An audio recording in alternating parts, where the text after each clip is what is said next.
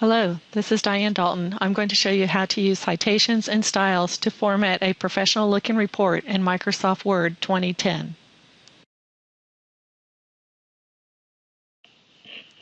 I've started by creating a title page and a draft outline as an example based on an assignment for the NOS 130 class. Every report should have a good cover page with the title of the report, the author's name, the date, perhaps some other information. To get started, I'm going to take what will be on the title page and force it to be on a separate page. To do this, I'm going to force a page break. I use the keyboard shortcut Control Break, or you can do it from the Insert tab, the Insert, and the page break here, page break. Next, I will apply some styles. The styles are on the Home tab. In this styles box, there's several different styles that you can apply, and these help in creating structure to your document, to give it headings. So I'm going to start by using the title style on some of these. I'm going to use the subtitle. I'll use the same for these. I prefer to have these centered. That's another thing you can do manually. I'm going to put a little bit of spacing in here. If you want, on a professional document, you might have the company name or a logo or some graphics as well.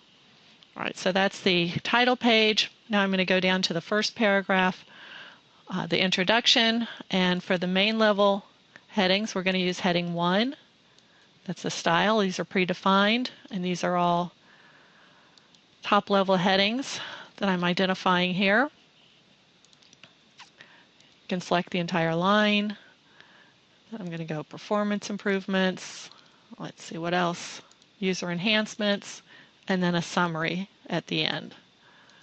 All right, now I skipped some of these because some of these would be heading level 2. These are both a level 2.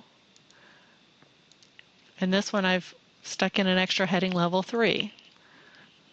So these would also be heading 2. This would be a heading 2 and a heading 2. I really only have to have any part of it identified to apply the style. All right, so now we've put those headings in. The next important thing to do is to make sure that you insert citations to give credit where you are gathering your information. There are different styles to do that. Most of what you need is on the References tab. One of the first things you need to do is pick what style of citations you want to use.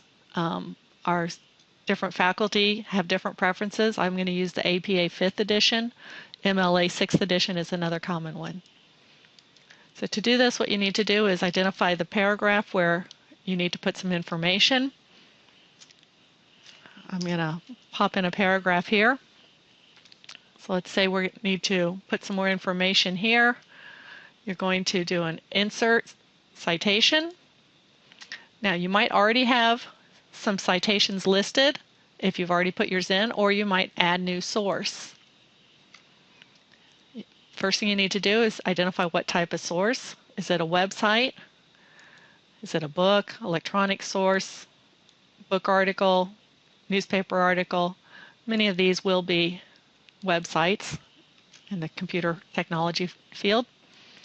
If you don't know the author's name, you can put the company name. You put the title of the web page. That's what appears in the tab on the web page.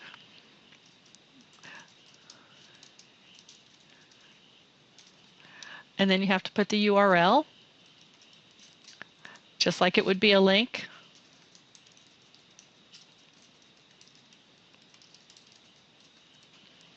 And you need to put the year, month, and day that you accessed it.